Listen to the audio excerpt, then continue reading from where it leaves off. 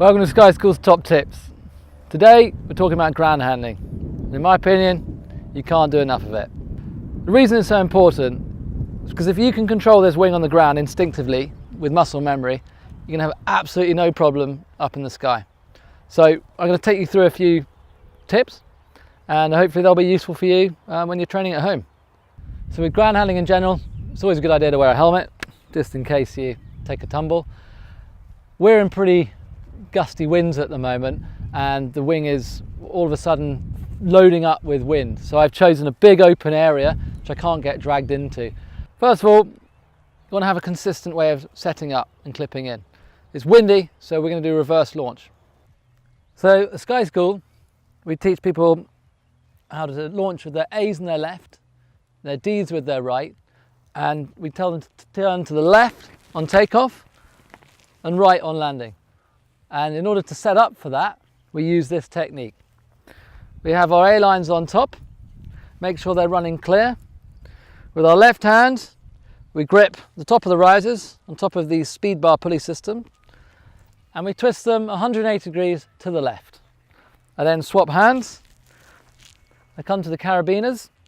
This carabiner is facing in, so I make sure that's not twisted. Buttons facing in, inside release is a reference point. And I just clip it in like that, and I make sure that goes home. Without untwisting this riser, I come to the carabiner, buttons on the inside, do exactly the same thing and release. The next thing I do is a 6-point check. I haven't got any leg straps or buckles on this harness, but I'm going to check them anyway, just so I get into that routine of doing it when it comes to the paramotor. 1, 2, 3, chest.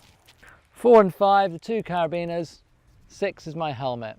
If I have my reserve, I'd also check that that's nice and secure. I'll also do a comms check. But at the moment, we're just getting ready for ground handling. So the first thing I do is take my toggles, and that's to make sure I have full control of the wing, just in case it were to gust up. To do that, I come to my carabiner, button facing in. I slide down over the trimmers, making sure the trimmers are set at the takeoff position.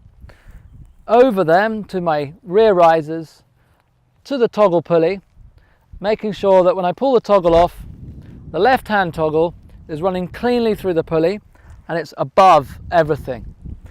I then come to my right hand side using the same technique, carabiner, button facing in, down over the trimmers, double check that they're the same setting. Rear risers, I find my right hand toggle coming cleanly through the pulley, and that's underneath everything. And now, if I were to turn, I'm set up, ready to go. Now I need to get my A lines in my left hand and the C's or D's in my right. This wing only has A's, B's and C's, so I'm going to cross my risers over right next to the carabiners, secure it with my thumb, and now, if I've clipped in correctly, the A lines should just pop up.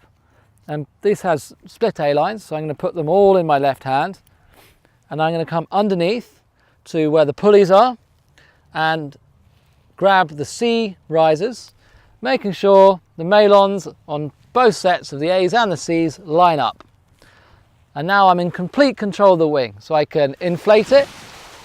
If I don't like it, I can deflate it without even having to let go of my toggles. So I can maneuver the wing around and keep full control of it. Okay, so the key thing here is to build an even wall. If we have a high side, it means we're off the wind line. Okay, so we want to check the windsock, but also if we've got our A's and our C's in this case even, i.e. in line with the center of the wing, I can actually now see if I've created a proper wall. So here I have a high side of the wing.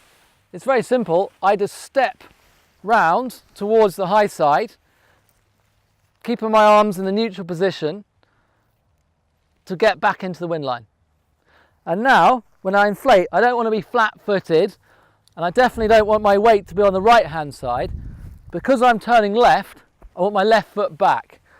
I don't want to pull my arm, I just want to lean back and let the wing come up naturally. Once it's above my head, I just let go of the A's and D's and I'm onto my brake toggles.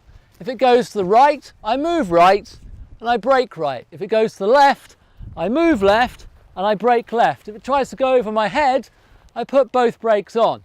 If it starts to stall, I raise my hands up. So once we got comfortable in reverse, we can just step into forward and try and step, rather than step backwards towards the wing, try and always step forwards into wind and start moving forward. Because we're paramotoring, as opposed to paragliding, what we don't want to be doing is putting our hands behind us, because that's going to give us really bad technique when it comes to the paramotor. So you want to be quite upright, slightly leant forward, with a little bit of brake on, constantly moving into wind. This time, if the wind goes left, we always move with it, but we brake on the opposite side. So here we are, wing's going right, I move right and I gently brake left. If it's coming over my head, I put both brakes on. If at any stage we feel the wing is out of control or the wind's getting strong, spin back to the right and control the wing in reverse. Once you've got the basics of your ground handling, you should be able to start to do this without actually using the toggles, using your weight shift. And just by moving my hip a fraction, it really changes the distance that travel in the riser. So if I now shift my right hip, you can see how much effect I'm having on the risers. Okay, and you can just put your arms inside the risers and just lean on them. As long as you're moving under the wing and leaning on the opposite riser, you can actually control it without using the brakes. The same goes in reverse. I can just shift my hips away from the wing. Only thing I can't do is stop a frontal collapse. So you might need to reach up and get your brake lines. However, this will show you just how much you can do with weight shift. And it's a really good skill to have.